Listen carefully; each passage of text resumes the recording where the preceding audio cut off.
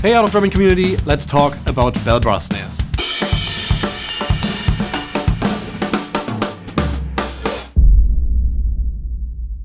In the history of drumming, and especially rock drumming and rock drumming recordings, there are some snare drum types that appear over and over again.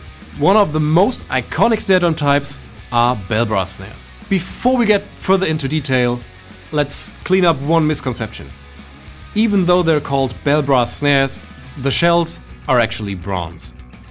Just some time back in the day, someone came up with the word bell brass for the snare drums and it just stuck, but it's actually cast bronze shells.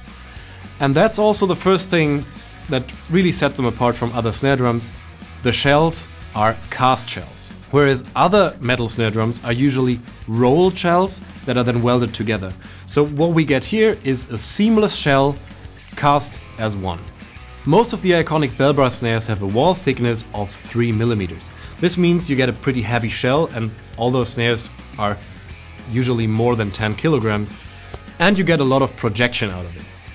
Projection also means that you get a pretty loud snare, so even if you play with very small amount of power, you'll get a decent volume, which is good if you want to have like ghost notes that are very articulate, but it might be too loud if you're looking for a very low volume playable snare for jazz context, for example. Let's check out what a bell brass snare actually sounds like. And while most of the bell brass snares cost a lot of money, a few thousand euros at least, this one here comes at a more affordable price of less than 1,000 euros, and this is the DrumCraft 14x6.5 bell brass snare. Now if we look back on the history side, you'll find a lot of very influential recordings that were made with bell brass snare drums. For example, maybe the most notable one is the Black Album by Metallica. Another one that everyone knows is Dave Grohl's playing with Nirvana. There's some Red Hot Chili Peppers recordings with a bell brass snare, and we ourselves used this exact snare drum for our Deftones recreation. Let's have a look. We were lucky to have a snare in our studio at the time of filming this video with just that construction. A 14x6.5 inch bell brass snare from Drumcraft.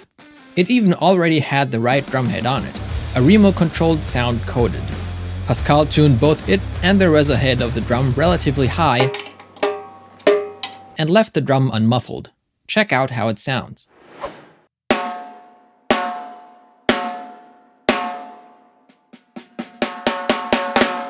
Now if you take a listen to all those recordings, you'll find some similarities regarding the snare sound. And one thing that really stands out with bell brass snares is their articulation.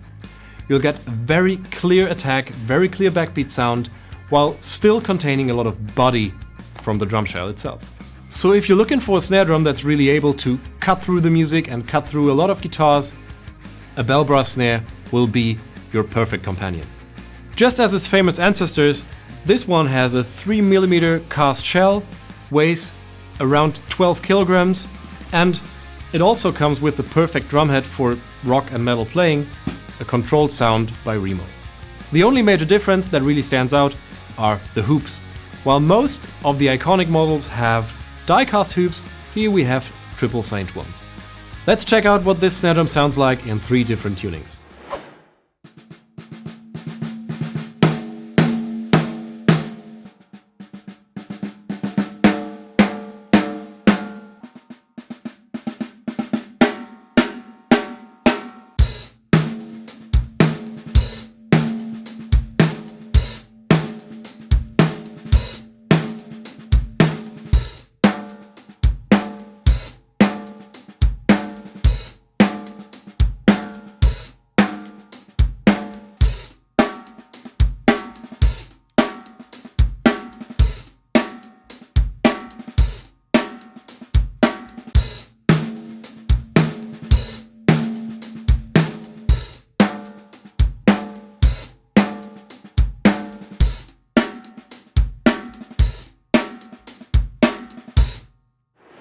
And if you didn't like any of those drum sounds, maybe you'll like this one.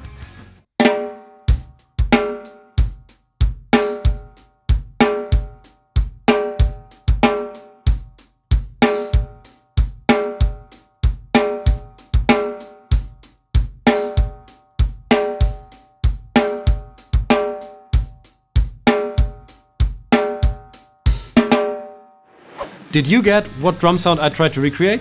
Let us know in the comments. So if you want to add a bell brass snare to your personal arsenal and you don't want to spend a few thousand euros, maybe the Drumcraft 40x6.5 bell brass snare is the right choice for you.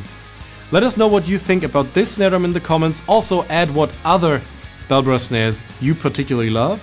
Thank you all for watching, and make sure to like and subscribe if you want to see more videos like this one, and I hope to see you next time.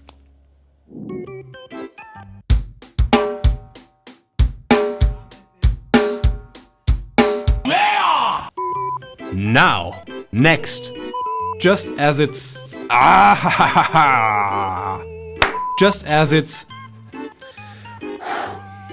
we